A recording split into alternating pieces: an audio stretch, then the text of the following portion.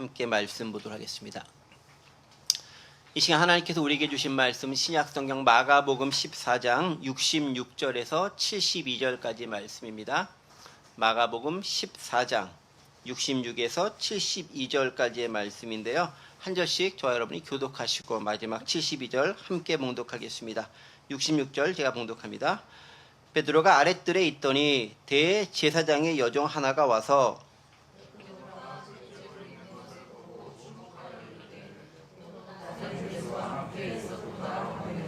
베드로가 부인하여 이르되 나는 네가 말하는 것이 무엇인지 알지도 못하고 깨닫지도 못하겠노라 하며 앞들로 나갈새.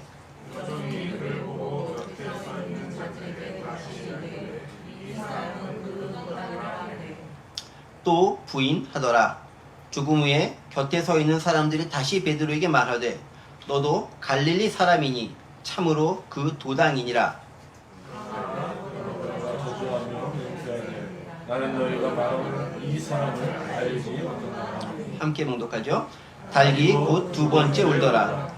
이에 베드로가 예수께서 자기에게 하신 말씀 곧 달기 두 번 울기 전에 네가 세 번 나를 부인하리라 하심이 기억되어 그 일을 생각하고 울었더라. 아멘. 네. 오늘은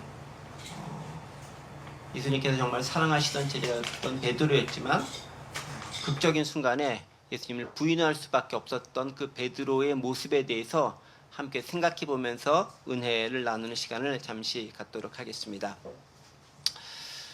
지난 시간에 우리는 베드로가 멀찍이 떨어져서 예수님이 신문 받으러 가는 장면을 함께 생각해 보았습니다. 물론 지난 시간에 베드로는 주요 인물이 아니었기 때문에 거의 언급되지 않았지만 이제 사실 예수님께서 지난 시간에 했던 신문 받는 장면들, 즉 대제사장에 가서 대제사장들과 또 서기관들과 또 장로들과 즉 사내들인 공회 불법적으로 약식으로 소집된 그 사내들인 공회에 의해서 또 불법적으로 또 죄가 없음에도 억지로 죄를 찾아내기 위해서 무리하게 신문하는 과정을 우리는 지난 시간에 목격을 했습니다. 그러면서 그들은 없는 죄를 만들어내려고 여러 가지 노력을 했지만 계속 실패를 거듭했고요. 결국은 예수님께서 직접 하나님의 아들이다라는 고백을 통해서 예수님이 하나님이심을 드러내게 됐고 바로 그 고백을 들은 사람들은 예수님을 정죄하면서 신성모독으로 예수님을 폄하하고 결국은 사형을 언도할 수까지는 없지만 사형으로 정죄하게까지 되는 그런 일을 그들은 저지르게 됩니다. 바로 그 모습에 이어서 나오는 장면이 오늘 장면인데 따지고 보면 그런 장면들을 보고 있었던 사람이 있었죠. 누가 보고 있었죠? 베드로가 보고 있었습니다. 멀찍이 떨어져서 예수님께서 잡혀가시는 그 순간에 함께 잡혀가지 못했지만 그러나 궁금하기도 하고 또 나중에 어떻게 될지 모른다는 생각 가는데 약간 멀찍이 떨어져서 베드로는 예수님의 당하는 모든 일들을 하나하나 지켜보고 있었습니다. 그리고 이제 그 막바지 절정에 달하는 그 순간에 베드로는 약간 떨어진 그 아랫뜰에서 불을 쬐면서 대제사장의 다른 종들 혹은 시종들 혹은 여러 산노와 더불어서 불을 쬐면서 따닥따닥 소리를 들으면서 그 새벽을 지나고 있었던 것이죠. 바로 그럴 때쯤 돼가지고 그럴 때쯤에서 대제사장의 여종 하나가 와서 묻습니다. 66절 67절이죠.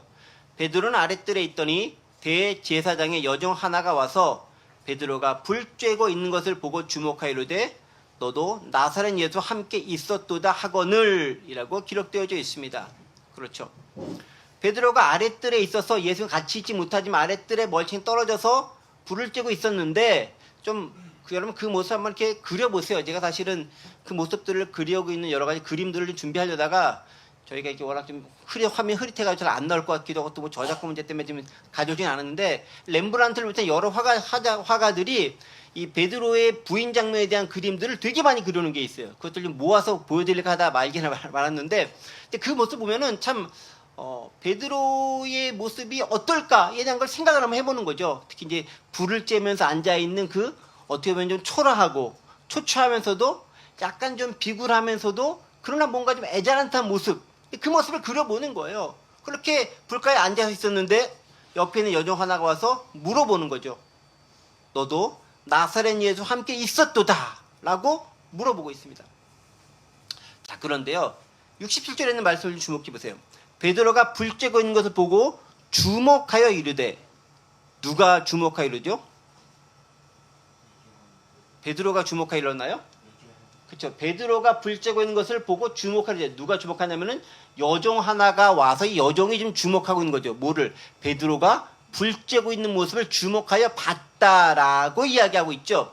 그러니까 베드로의 모습을 익히 누군가 먼저 보았던 사람들이 기억해낸 사람들이 있는 거예요.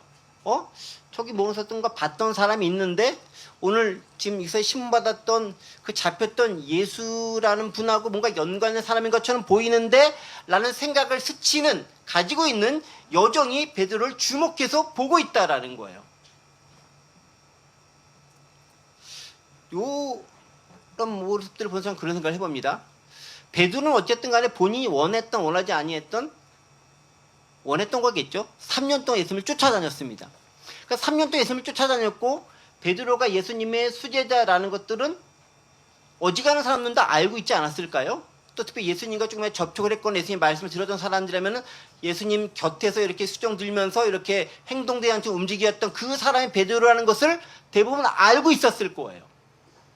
그러면 그들에게 있어서 저 베드로는 비록 약간 좀 새벽녘이고 밤 늦은 시간이기 때문에 잘 모습은 분간되지 않고 또 약간 좀 이렇게 뭐 퀴즈대한 모습으로 있다 할지라도 그 모습이 그들에게는 보일 수 있는 것이고 그 모습이 그들은 베드로인 것을 알아낼 수 있는, 즉 알아차릴 수밖에 없는 모습이었다라는 거죠. 무슨 얘기일까요?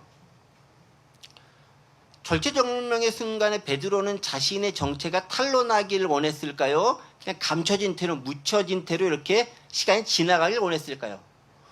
오늘 이 순간만큼은 베드로는 내 정체가 드러나지 않기를 원했을 거예요. 그럼에도 불구하고 베드로의 마음과는 다르게 베드로는 이미 유명인이 되어져 있는 거예요.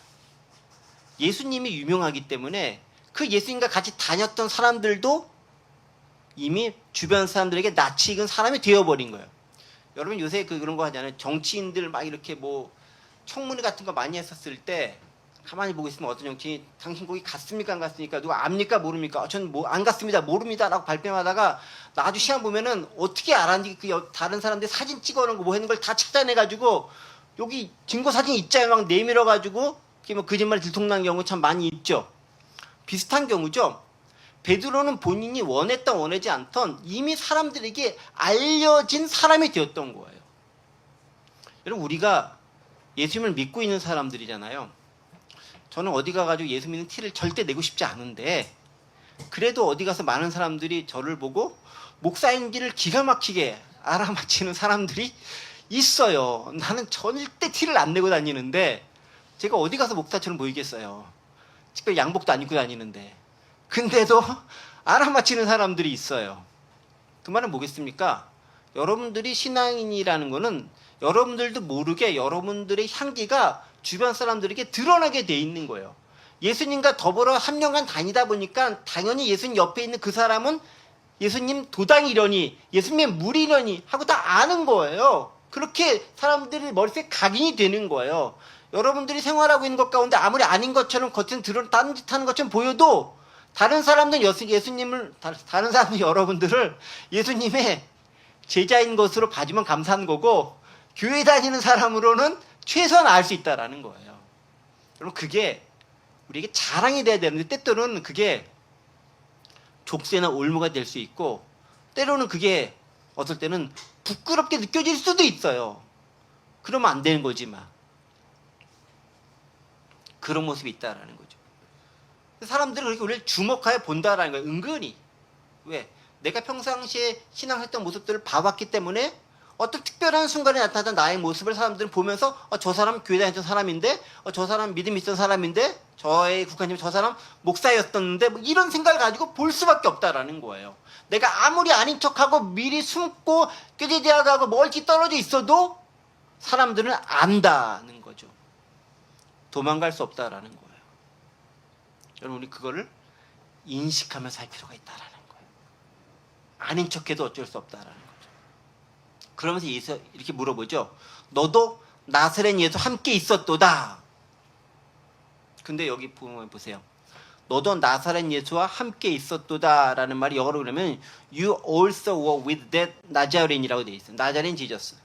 그러니까 예수님, 예수 그리스도라든가 예수님 선생님이라든가 라바이라든가 이런 단어, 또 로드라든가 이런 단어를 쓰지 않고 나사렛 일당 가운데 너도 하나였다라고 하면서 그 여종이 지금 예수님이 그 당시 지금 시각으로는 비난받고 정죄받는 순간이니까 그 죄인처럼 보이는 그 예수님과 너도 일당이었다라고 하면 상당히 낮춰서 조롱해서 부르는 말을 들으면서 베드로가 지목당하고 있는 장면이죠.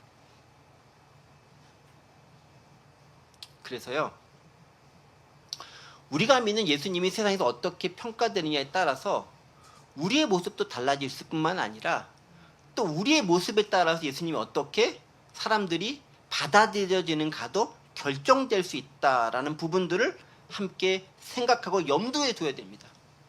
자, 그렇게 약간의 조롱 섞인 그 비난의 말을 들으면서 너도 그 도당이지 라는 여종의 지적질에 68절에서 베드로가 이렇게 변명하죠.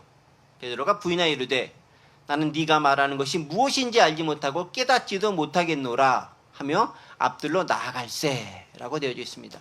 지금 베드로의 자세는 뭐죠? 완전 모른 채 회피하죠. 회피.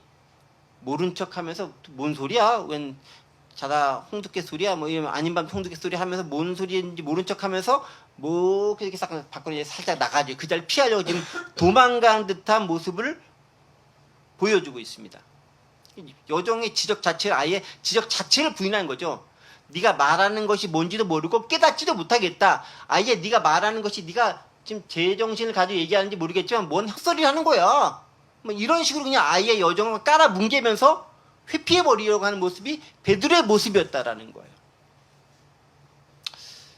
그런데 이 지점에서 한국의 성경에는 나타나 있지 않고 영어 성경에 잘 나타나 있지 않지만 원어 성경에는 좀 그렇게 되어져 있다고 해요. 어떤 표현이냐면 이 부분에 수탉이 울었다라는 첫 번째 닭소리가 났다라는 표현이 있다고 해요. 제가 그거는 찾아보진 않았어요. 사실 그래서 제가 확인할 수는 없는데 그 말은 뭐냐면은 베드로도 그 소리를 들었겠죠?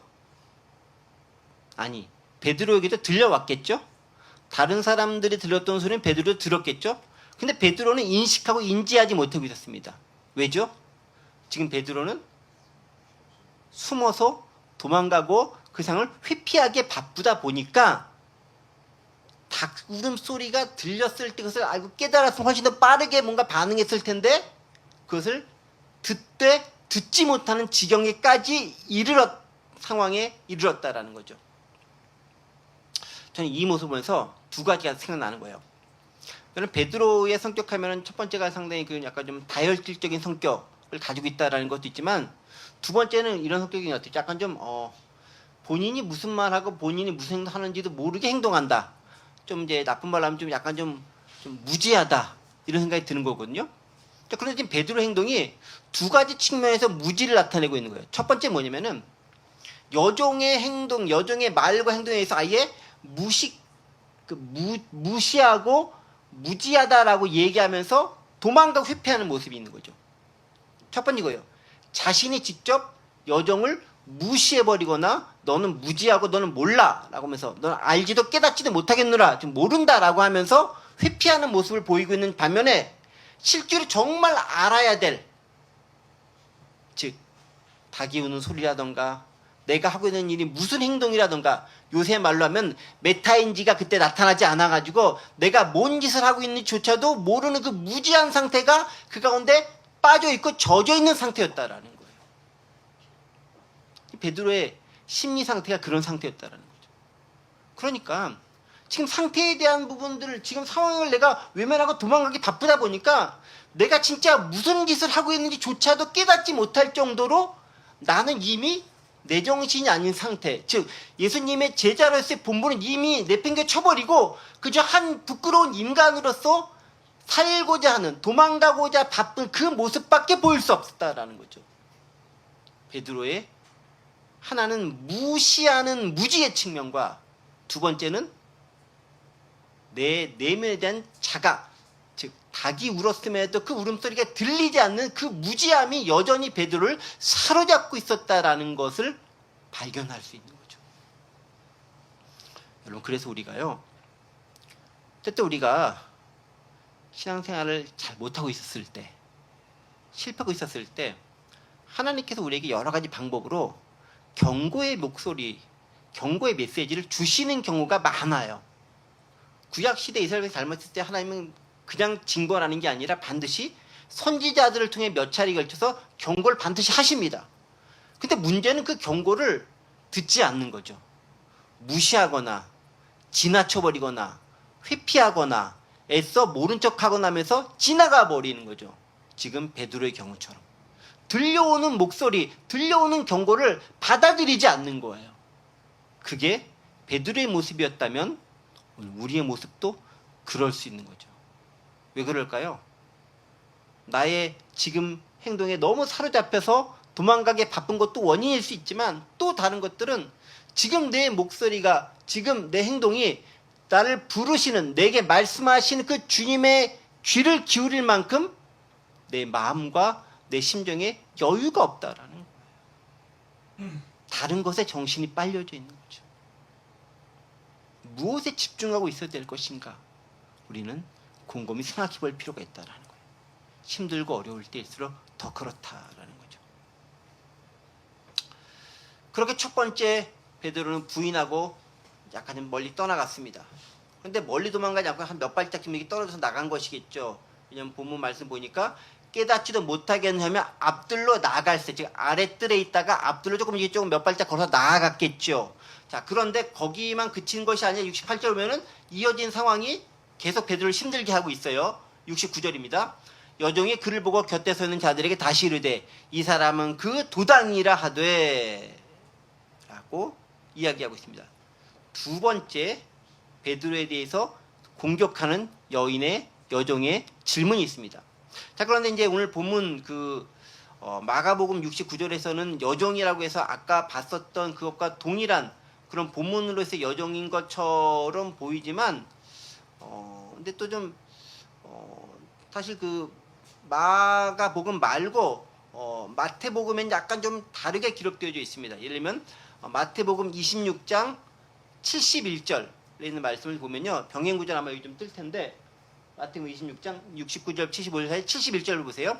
앞문까지 나아가니 다른 여종의 글을 보고 거기는 사람들이 말하되 이 사람은 나사렛에서 함께 있었도다 라고 기록하면서, 마가복음에서는 아까 그 베드로에게 질문했던 그 여종이 또 다시 쫓아와가지고 집요하게 질문한 것처럼 보이지만, 마태복음을 보면 다른 여종이 이제는 베드로에게 나와서 또 다른 방식으로 너도 같이 있었던 그 도당이지 라고 말하면서 베드로에게 질문하는 것을 발견할 수 있죠. 지금 마가복음과 마태복음이 약간 다르게 기록되어 있습니다. 뭐 어느 것이 더 명확히 맞는지 모르겠지만, 그런데 이제 누가복음이라든가 또 다른 복음을 보면은 여기서 이제 여종이지만 또 다른 사람들로 기록되어 있는 것들이 있거든요. 그러니까 아마 한 여종이 여러 차례 했다기보다는 다른 사람이 했을 가능성이 훨씬 높다라고 판단이 됩니다. 어쨌든 이제 다른 여종이 또 와서 베드로에게 묻는 거예요. 69장 여종을 다른 여종 대체해서 보면 다른 여종이 그를 보고 서 있는 자들에게 얘기하는 거죠. 이 사람 그 도당이다.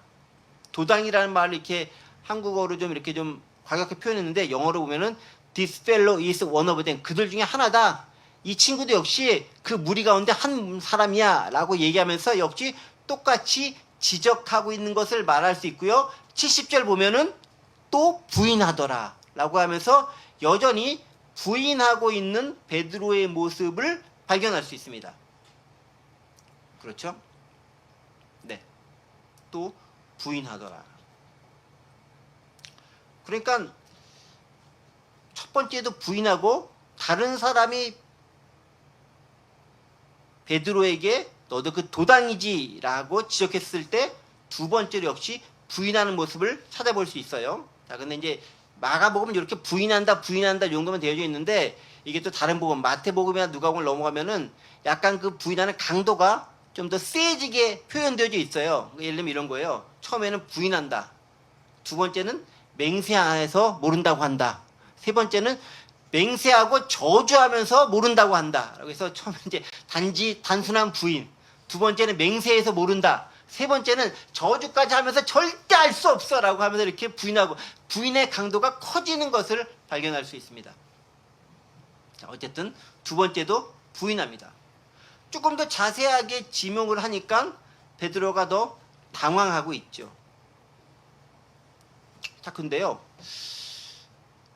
첫 번째는 어쨌든 자신은 모르게 갑자기 훅 치고 들어오는 질문이 있으니까 나도 모르게 나 몰라 하고 도망을 딱 갔다 할지라도 이렇게 몇 바탕 이렇게 좀 아랫뜰에서 이렇게 앞뜰로 나아가면서 생각이 좀 들었을 거 아니에요? 가만있어 봐. 이거 내가 뭔가 물어보잖아. 근데 어떻게 대답해야 되지? 라는 생각할 시간이 좀 있지 않았을까요? 근데도 불구하고 그런 여전히 똑같은 상황이 또 닥치자 여전히 아주 일관되게 이런 모습에서는 베드로 같으면 일관돼요. 일관되게 모른 척하고 있어요. 그때 좀 안다라고 고백했으면 좋지 않았을까? 라는 생각이 저는 드는데 베드로 입장에서는 처음에 몰랐다고 했으니까 끝까지 밀고 나가야 돼. 뭐 이 초지일관 요 자세를 계속 견지하고 있는 거죠. 계속 모른다라고 하고 있는 겁니다. 사실 사실대로 말할 기회가 두 번째 생긴 거잖아요. 두 번째 물어보니까. 근데 베드로는 그렇게 행하지 않죠.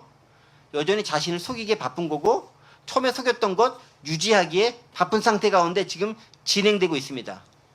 한번 어쨌든 속이기 시작하면 끝까지 속여야 되는 거예요. 어쩔 수 없어요. 네. 잘하고 못하고를 떠나서 지금 상황이 그런 거예요. 베드로 입장에서 보면 그런 거예요. 어쨌든 그러나 베드로 입장에서 보면 그렇지만 하나님 입장에서 보면은 두 번째 기회가 줬는데 기회라고 하지만 또 베드로 입장에서는 죽을지도 모르는 게 기회는 아니잖아요. 또 도망갈 기회가 기회겠지만 어쨌든 두 번째 회개할 기회를 줬는데 베드로는 실패한 거예요. 그렇게 베드로는 부인합니다. 70절 첫 번째 구절에서 또 부인하더라라고 합니다. 자, 그 다음 이제 70절 계속 넘어갑니다. 조금 후에 참 괴롭죠. 얼마나 베드로 괴롭겠어요. 조금 후에 곁에 서 있는 사람이 다시 베드로에게 말하되 그만 좀 물어보지. 옆에 있는 제가 민망해요. 너도 갈릴리 사람이니 참으로 그 도당이도다. 이제는 곁에 있는 다른 사람이 또 물어보죠. 너는 아예 갈릴리까지 딱 지목하면서 물어보고 있어요. 너는 갈릴리 사람이 그 도당이다. 이제는 더 빼도 박도 못할 더 확실한 증거를 대는데 어떤 증거? 너의 말투를 가지고 증거를 대는 거예요. 이제 오늘 본문에 있는 마가복음 70절은 그냥 단지 너도 갈릴리 사람이니 라고만 기록되어 있지만 병행 본문인 마태복음 26장 73절에는 조금 더 명확하게 표현되어 있습니다. 마태복음 26장 73절 볼게요. 조금 후에 곁에 섰던 사람들이 나와 베드로에게 이르되 너도 진실로 그 도당이다. 네 말소리가 너를 표명한다 하거늘 하면서 즉 갈릴리 사투리 갈릴리 방언을 말하는 것을 거긴 사람들이 알아듣고 캐치하고서 너도 그 갈릴리 출신 그 나사렛 일당 도당이야 라고 얘기하는 것을 들었다는 거죠. 좀 더 사람들이 확실한 증거를 가지고 베드로를 지금 몰아세우고 있습니다. 세 번째 베드로에게 기회가 온 거예요. 사실을 말할 수 있는 71절 말씀입니다. 베드로가 뭐라 대답하죠? 그러나 베드로가 저주하며 맹세하되 나는 너희가 말한 이 사람을 알지 못하노라. 이제 뭐라 합니까? 네가 말하는 그 사람을 알지 못한다. 처음에 여정이 물었을 때 뭐라고 하죠?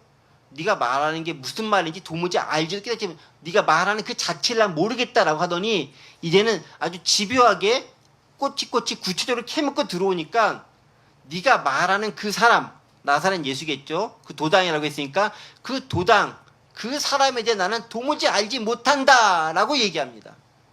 그런데 어떻게? 저주하며 맹세하되 라고 하면서 저주하는 것까지 곁들여서 절대로 나는 알지 못한다라고 부인하고 있다라는 거죠. 세 번째 베드로에게 온 기회를 베드로는 여전히 걷어차버리고 있습니다. 베드로가 몇 번 부인한 거죠? 그러니까 세 번을 부인한 거예요. 세 번을 부인한 거. 근데 왜 세 번만 부인했을까요? 가다가 사람들이 또 물어볼 수 있지도 않았을까요? 4번, 5번 뭐 이렇게 더 많이 물어볼 수 있지 않았을까요? 많이 물어볼수록 더 명확해질 거고 많이 물어볼수록 베드로는 더 괴롭지 않을까요? 안 괴로울까? 어떻게 생각하십니까?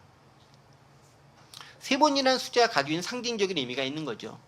그러니까 1번, 2번, 3번 확증했으면은 그건 진짜다라는 거예요. 그 말은 뭐냐면 베드로가 처음에 한두 번은 나도 모르게 어쩔 수 없이 상황 가운데서 그냥 부인했다라고 한다면 세 번째 저주에서 맹세하면서 저주하면서 부인했다라는 뭐냐면은 내 의지가 명확하게 드러나게 난 절대로 모르는 사람이다라고 딱 잡아서 완벽하게 자신의 의지를 실어서 거절하고 부인했다라는 걸 의미하는 거예요. 완벽한 부인, 완벽한 거절, 완벽한 예수님에 대한 배신이 그 안에 들어있다라는 것을 확증하는 표현이라는 거죠.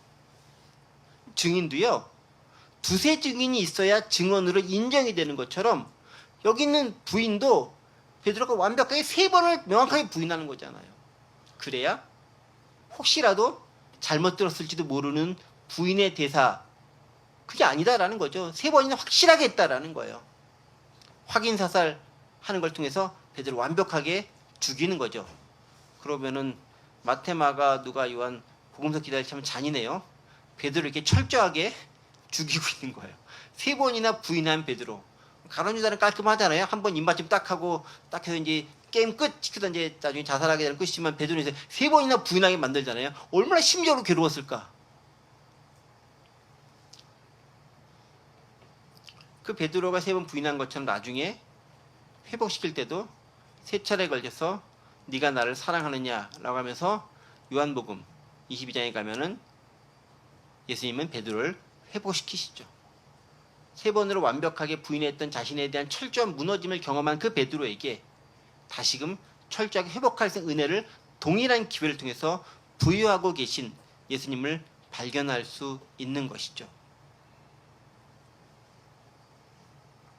저는 이제 이런 모습을 보면서 그 베드로의 인간적인 연약함을 다시 한번 발견하게 됩니다. 근데 제가 이렇게 열심히 베드로를 욕은 했지만 이게 뭐 제가 지금 한 2000년쯤 지난 다음에 모든 사건 다 한 다음에 욕하는 베드로의 욕이지 뭐 제가 그 상황에 있었다고 해서 베드로보다 잘했을 거란 보장은 어디에도 없죠. 그리고 저는 베드로처럼 이렇게 다혈질도 아니고 이렇게 행동하는 그런 신앙인도 별로 되지 못하기 때문에 일찌감치 도망가 버리고 그 자리도 없었어. 그럴 가능성이 훨씬 높습니다. 그나마 베드로는 일만의 양심을 잃기 때문에 큰 소리 친 거 책임이라도 주려고 멀찌감치 떨어져라서도 예수님을 붙잡아 보고 간 거 아니에요. 다른 제자들은 다 도망가 버렸고 마가는 그 당시 이제 증인으로 12제자는 속하지 않았지만 어쨌든 이렇게 쓰기 위해서 남겨있던 존재였고 여인들은 모르겠지만 어쨌든 다른 제자들 다 도망가 버린 거잖아요. 제가 제자였다 할지라도 저는 다른 제자한테 이미 도망가고 멀찌감치라도 떨어져서 갈 생각조차도 못했을 거예요 아마. 그게 저의 수준이었을 겁니다. 그러면서 보면 베드로는 저보다 훨씬 탁월하죠. 어쨌든 그럼에도 불구하고 저희는 베드로를 욕하고 있습니다. 왜 욕하고 있죠? 어쨌든 예수님을 모른다고 했잖아요. 근데 그게 인간의 모습이라는 거죠. 그래서 저는 베드로가 잘한 건 아니지만 우리가 베드로를 욕할 수도 없겠다라는 거예요. 너는 그 상황에서 베드로가 잘할 수 있겠어? 너는 그 상황에서 갑자기 여정이 툭 치고 갑자기 훅 들어오는데 몰라 그러지. 나도 같이 있었어. 이렇게 하는 용기가 과연 있었을까요? 쉽지 않다라는 거죠. 그게 인간의 모습이라는 것입니다. 근데 놀라운 거는요. 그 인간적인 모습으로 실패와 처절한 좌절과 절망을 지금 베드로는 경험한 거잖아요. 그 절망의 정점을 찍고 내가 진짜 나쁜 놈이라는 걸 확인되는 순간이 어느 순간입니까? 72절인 거잖아요. 72절 읽어볼게요. 달기고 두 번째 울더라. 왜 두 번째 닭이 우는 소리는 들렸을까요? 첫 번째 거는 들리지 않았는데 첫 번째 건 언급이 없잖아요. 두 번째 울었다는 것은 어쨌든 첫 번째 뭔가 울었다라는 거잖아요. 근데 베드로는 못 들었다는 거고. 그러니까 아까 이제 원성경에는 이제 첫 번째 분했을 때 닭이 어디가 울었는데 베드로는 인식조차 못했던 거고. 어쨌든 오늘 본문 70에 닭이 두 번째 울더라는 말은 어쨌든 첫 번째 언젠가는 우리가 정확히 모른다 할지라도 울었다는 거 아니에요. 그리고 그것은 다른 사람들은 들었다라는 거잖아요. 그런데 두 번째 닭이 우는 순간 베드로는 갑자기 뭔가 뻥 치는 망치를 얻어만 듯한 느낌이 드는 거죠. 왜 첫 번째는 안 들고 두 번째 닭이 울었을 때 들었을까요? 부인하느라고 바빠서 그러겠죠. 두 번째 닭이 우는 순간 첫 번째는 카운트가 무의식적으로는 되지만 의식적으로는 안 됐던 것 같아. 근데 두 번째 들렸을 때 것이 두 번째라는 것을 의식은 이제 드디어 캐치한 거죠. 그러니까 첫 번째는 들려왔었어도 무의식적으로는 들었지 모르지만 의식이 카운팅 첫 번째다 이 생각을 못했던 거예요. 그런데 두 번째가 들려오는 순간 무의식뿐 아니라 의식적으로 이게 두 번째라는 게 딱 생각나는 순간 카운팅 되는 순간 그에게 떠오르는 말이 있습니다. 72절 계속 보겠습니다. 예, 베드로가 예수께서 자기 하신 말씀 곧 닭이 두 번 울기 전에 네가 세 번 나를 부인하니라 하심이 기억되어 그 일을 생각하고 울었더라. 뭐죠? 닭이 두 번째 우는 순간. 첫 번째는 몰랐지만 두 번째 우는 순간 첫 번째 것까지 즉 내 의식적인 기억으로는 들어오지 않았던 그 울음소리까지 카운팅돼서 두 번째로 그것이 샘해지는 순간 예수의 말씀이 연상작용으로 기억이 나는 거죠. 네가 나를 세 번 부인하리라. 따지고 봤더니 세 번 부인한 거였어요. 그리고 그 깨달음이 오는 순간 베드로는 철저하게 무너진 자신을 비로소 발견하게 되는 거죠. 지금까지는 부인하고 도망가고 회피하고 그 자리를 피하느라 여념이 없었다면 이제는 그 모습이 아니라 무너진 자기 자신에 대해서 비로소 발견할 수 있는 참된 자아가 깨어나게 된 순간이었다라는 거죠. 이때쯤 돼서 메타인지가 발생한 것 같아요. 요새 말로 하면은 성령께서 작용해줘서 네가 무엇을 잘못했는지 깨닫게 하신 거죠. 여러분 우리도 종종 그럴 때 있지 않아요? 뭔가 잘못하고 있어도 잘못하는 순간에 별로 못하고 있는데 어느 순간 특정하게 뭔가 탁 맞닥뜨린 순간 이건 아니지 라는 갑자기 큰 깨달음이 팍 올 때가 있어요. 아니 일반적으로 볼 때 그냥 똑같은 것 중에 하나인 거예요. 하나 둘 셋인데 그 하나하나가 별개의 아주 특별하게 세 번째 건 뭔가 특별히 다른 뭐 그냥 첫 번째 건 10%, 두 번째 건 10%, 나머지 건 80% 비중을 꽝 친 게 아니라 10, 10, 10으로 치는데 심리적으로 내게 느껴오는 그 당혹감과 그 무게감이 첫 번째와는 다르게 느껴지는 어떤 무언가 특별한 것이 세 번째 있을 수 있다라는 거죠. 그게 좋은 말로는 은혜의 순간인 거고요. 또 좀 안타까운 것으로는 내가 가장 절망에 빠질 수밖에 없는 나에 대해 실망할 수밖에 없는 그 순간에 맞닥뜨려지는 순간이 되는 거죠. 그리고 그 순간에 비로소 우리는 정말 연약한 우리 자신을 발견할 수 있다라는 거예요. 때로는 그런 생각을 해봐요. 하나님 우리에게 있어서 가끔은 그렇게 특별하게 느껴질 수 있는 그 순간이 너무 늦지 않게 찾아와 주셨으면 좋겠습니다. 죽을 때까지 안 찾아오면은 그거는 이제 버림받은 자식이니까 그건 유기잖아요. 그거는 하지 말고 너무 늦지 않게 적당할 때 찾아와 주시고 그것을 내가 알 수 있는 깨달을 수 있는 인식할 수 있고 인지할 수 있는 그 순간을 가질 수 있도록 하나님 좀 내게 은혜를 허락해 달라고 기도할 수 있어야 되지 않을까. 그것이 우리에게 필요한 것이 아닐까. 그런 생각을 저는 해봅니다. 상황이 다 완전히 발생하고 난 후에 자신이 무엇을 했는지 비로소 발견하게 되는 모습, 그거죠. 상황 중에 있으면 모를 수 있어요. 그 상황에 들어가 있기 때문에 그렇죠. 그런데 그 세 번째 부인하고 닭 울음소리를 듣는 순간 베드로는 숲속에 있었던 그 모습이 아니라 숲 밖에서 그 숲을 바라보는 것으로 시야가 바뀐 상태가 된 거죠. 때로 우리는 그래서요, 내면에 사로잡힌 것이 아니라 내 내면에서 벗어나와서 밖에서 나를 바라볼 수 있어야 내가 무엇을 잘못했는지 분간하고 판단할 수 있는 그 실마리를 비로소 찾을 수 있습니다.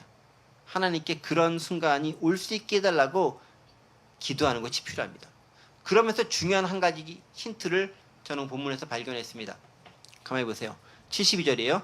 닭이 곧 두 번째 울더라. 예, 베드로가 예수께 자기 하신 말씀 곧 달기 2번 울기 전에 네가 3번 나를 부인하리라 하심이 그 다음 말이 중요합니다. 하심이 기억되어 그 일을 생각하고 울었더라. 여기서 중요한 말이죠. remember. 기억하다. 기억되어 그를 생각하고 울었더라. Then the Peter remembered the word Jesus had spoken to him. 예수님께서 이미 그에게 말씀하셨던 그 말씀을 기억해냈다라는 것입니다. 저는 그래서 기억하는 게 무척 중요한 것 같아요. 우리가 신앙생활 잘할 수 있는 방법은요, 기억하는 거예요. 요한계시록에서도요, 사랑이 떨어진 그 에베소 교회를 향해서 어떻게 회복하는 방법을 얘기하면 네가 처음이 어디 있었던지를 기억하고 생각해내라고 얘기해요. 어디에서 네가 있었는지를, 네가 잃어버린 첫사랑의 그 지점을 생각하고 기억해내라라는 것입니다. 신앙은요, 그래서 뭐냐면요, 기억하는 거예요. 기억해내는 거. 그 기억을 되살리고 재현해내는 겁니다. 다시 살아내는 거죠. 그게 신앙인 것입니다. 이스라엘 백성들이 왜 끊임없이 각종 절기를 하면서 6월절 초막 짓고 광야 생활을 했던 거 기억해내고 하겠습니까? 그 시절을 계속해서 기억하고 재현해내는 거죠. 그게 그들을 이스라엘 민족의 정체를 잃지 않고 살아가도록 만드는 것이기 때문에 그렇습니다. 베드로의 실패에 있어도 마지막에 그래도 다시 한번 기회를 얻을 수 있는 것은 기억이 났기 때문에 그렇다는 거죠. remembered라는 단어가 있었던 거죠. 오늘 우리는 기억해내고 있는가? 예수님께서 우리에게 하신 말씀을 기억하는가?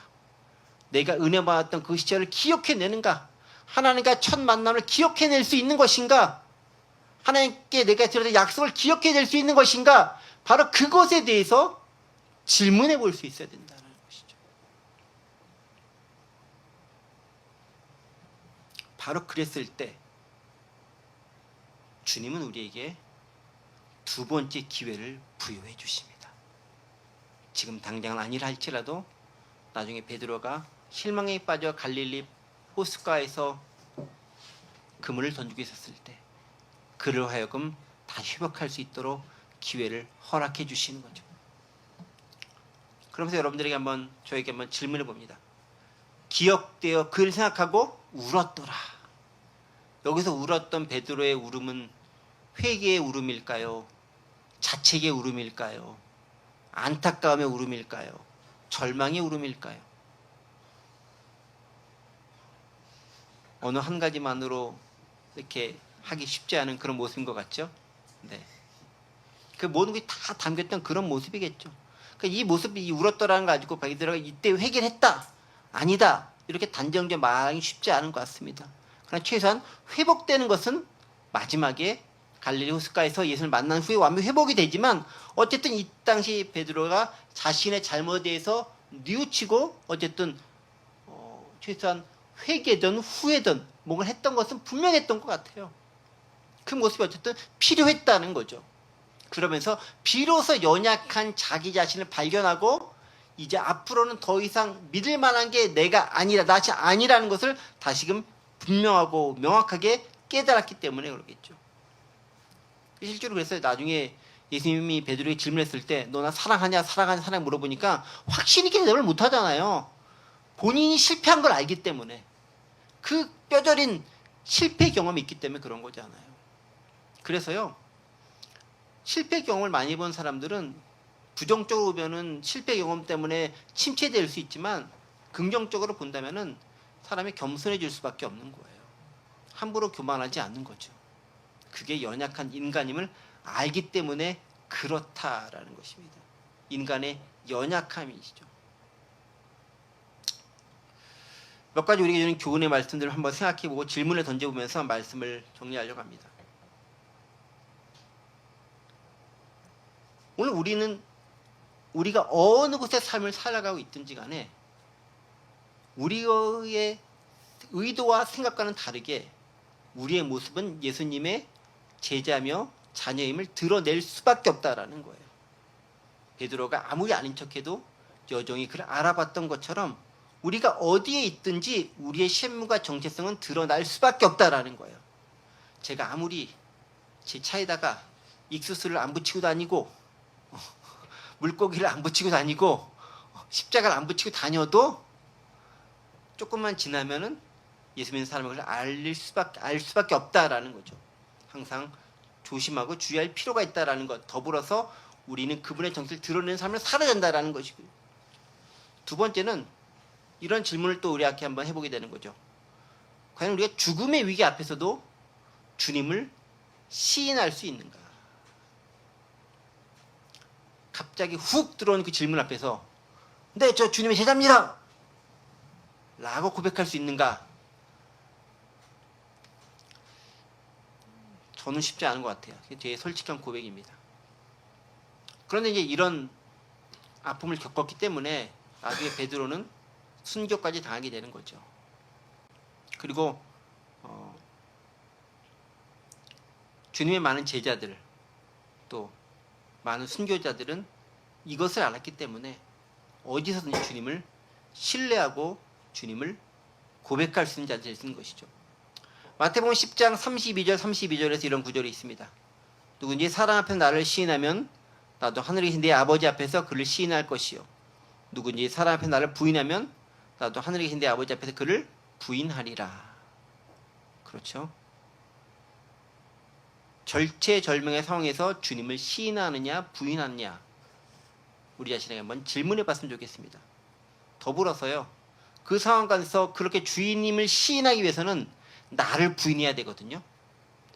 주님을 부인하기 위해서는 내 자신의 욕망에 시인하면 되는 거고 주님을 시인하기 위해서는 내가 가진 욕망을 부인해야 되는 거예요. 즉 주님을 시인한다는 것은 나를 부인하는 거잖아요.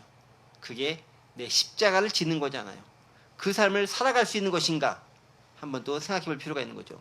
더불어서 후회와 회개는 다릅니다. 그럼에도 우리는 우리 자신을 돌아보고 고백할 수 있는 것인가? 최소한 베드로처럼 울 수 있는가? 바로 그 모습이 베드로에게 두 번째 기회가 주어지는 어쩌면 계기가 되고 연약한 자신을 발견할 수 있고 자신을 고칠 수 있는 기회가 될 수 있었다라는 점이죠. 바로 그러한 점들 우리에게 질문을 보면서 베드로의 모습, 베드로의 실패한 모습이 아니라 오늘을 산 우리 역시 그런 실패한 모습일 수 있다라는 것을 기억하시고 그 모습을 넘어선 온전하고 참된 예수님의 제자로서의 모습을 지향하고 표방해 나아갈 수 있는 저와 여러분들 되시기를 간절히 원합니다. 기도하겠습니다. 하나님, 오늘 우리는 베드로의 실패의 모습을 보면서 현대를 살아가고 있는 실수하고 실패하고 좌절하는 우리 자신의 모습을 발견합니다. 우리가 무엇이 간데 베드로를 비난할 수 있고 비평할 수 있겠습니까? 우리가 베드로보다 잘할 수 있겠다라는 자신감은 어디서 얻을 수 있을까요? 하나님, 겸손하게 하시고 연약한 우리의 인간의 존재임을 자각하게 하시고 그러하기에 하나님을 더 의지하고 신실한 모습으로 겸손하게 믿음 생활을 감당할 수 있도록 도와주시옵소서. 우리의 의를 의지하는 것이 아니라 하나님의 은혜를 의지하며 충성된 마음으로 주님의 제자의 삶을 살아갈 수 있도록 붙잡아 주옵소서. 감사드리며 예수 그리스도의 이름으로 기도하옵나이다. 아멘.